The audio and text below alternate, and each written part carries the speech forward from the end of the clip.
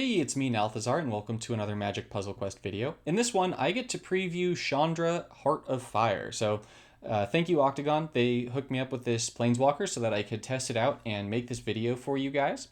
So, Chandra Heart of Fire has actually kind of been stealth buffed. If you checked the 4.4 patch notes when the set was coming out, Chandra Heart of Fire, her abilities cost 9, 15, and 21 loyalty. She has since been changed to cost 6, 12, and 18. So all of her loyalty abilities are going to actually cost 3 less than the website says that she's going to cost, which is really nice because when I first saw this Planeswalker, I felt like the abilities did a little bit too little for how much loyalty they cost.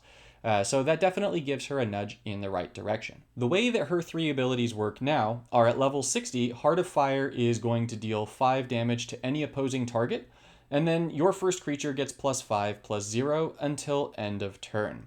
Her second ability, Spell Burn, is going to create a Spell Burn token. That's going to be a support emblem token with 2 shields. That 2 shield emblem token is going to have prowess, so when you cast a non-creature card, you deal 2 damage to your opponent's Planeswalker.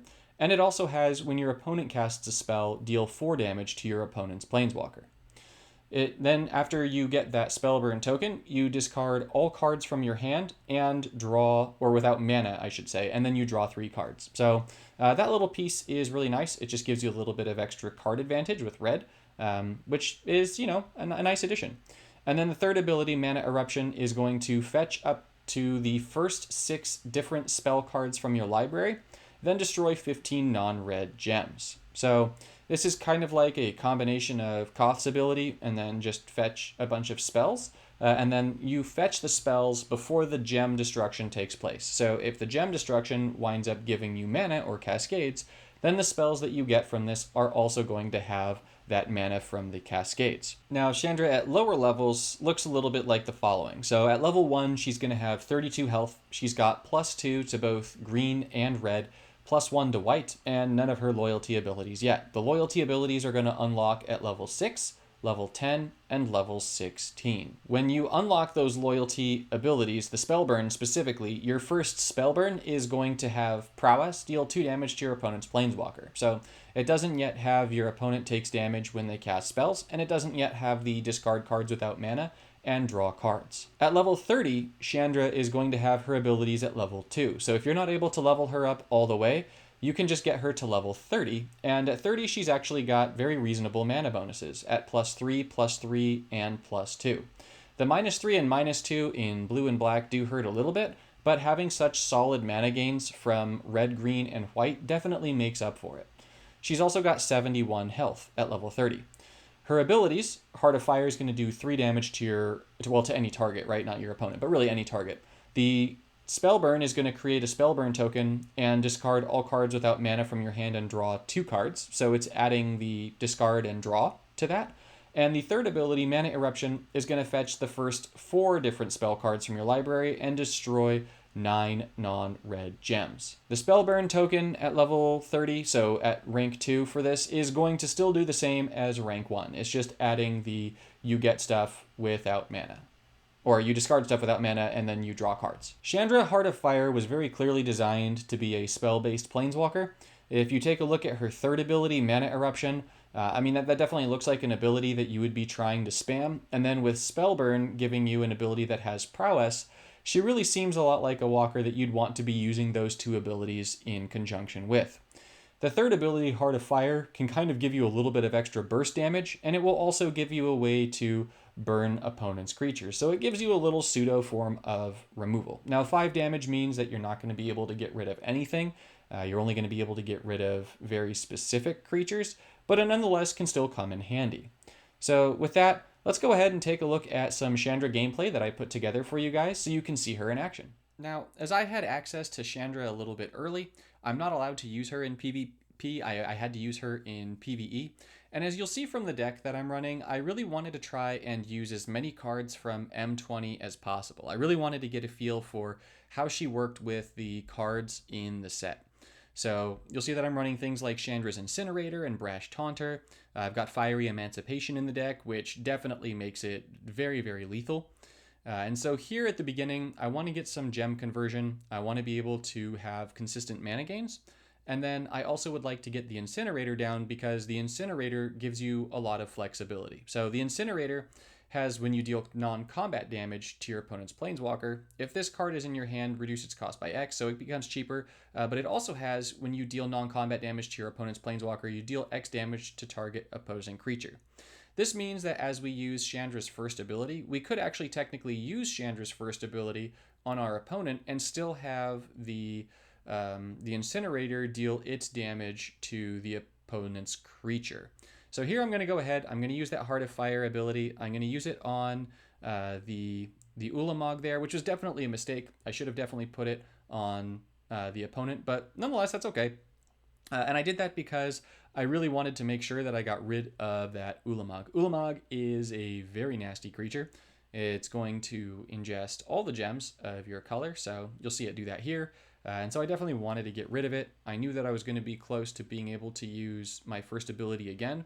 And so here you can see how Chandra's first ability can work as removal. So opponent was able to bring down a pretty big threat. Because it only costs 6 loyalty, it can be used relatively frequently. It's not as imposing of a usage. And we're able to go ahead and get rid of Ulamog there. Now, as we go, I'm going to be charging up my Fiery Emancipation. That card is just too strong not to have on the battlefield. If you don't have it yet, you're definitely going to want to get your hands on it. I think you're probably thinking, yeah, done, Althazar. Of course I want that card. But that's neither here nor there. Right now, we're looking at Chandra. So the next thing that I'm going to be going for here is I really want to try and get Chandra's third ability off. So getting off Chandra's third ability means that we get to get a bunch of our spells, and in getting a bunch of our spells, we're going to hopefully be able to cast some. Ideally, with the gem conversion down, we'll have enough red gems on the battlefield so that in using the third ability, we'll destroy enough non-red gems to be able to cast some of those spells. Especially now that Fiery Emancipation is down, it's just we're going to be able to do so much burst damage that we're hoping that Chandra is going to be able to enable us to get extra sweet burst damage going. So here you'll see that I am charging up Electro Dominance. I want to use said Electro Dominance here, especially because I got lucky with those cascades. I will indeed be able to use my third ability. Unleash Fury here is going to make the Incinerator incredibly scary because we've also got the Fiery Emancipation down. So that means that the Incinerator is hitting for a heck ton of damage. And these little goblins are kind of cool. The little goblin wizards I'm running just because they have prowess, and that goes sort of with what it is I'm trying to do. So here you're going to see I'm going to get rid of some cards. I'm preparing myself to use Chandra's third ability. I definitely want to keep my beautiful, beautiful Electro Dominance there. My hand gets filled with a bunch of spells, and you'll see that I really didn't get that much mana from it. So in a lot of my uses with Chandra early on, I found that I wasn't getting quite as much mana as I was really hoping for out of that ability. Even though it destroys 15 non-red gems, and even if you're running a bunch of gem converters, it just really wasn't destroying as much as I wanted to see. So that being said, the other cards in the set, the cards that you can put into this are still very, very strong. So you'll see that we're chunking down our opponent's health very quickly. Opponent started out with, I want to say, over 300 health. I think it was 324. I might be wrong. But nonetheless, in spite that, we are just chunking and chunking and chunking. So we're going to be able to go ahead, cast the extra goblin wizardry here, which is going to make our little goblins a little bit stronger. They're going to get prowess, and on top of getting prowess, there's going to be more of them. They're going to be hitting for triple damage because of the Fiery Emancipation, and so that puts us in a pretty good spot to clean up the game. So let's go ahead and talk a little bit about this walker now that we've seen her in action. For my final take on Chandra, I've gotten quite a bit of time to play with her, tinker, test her with a load of different cards, standard, legacy, etc.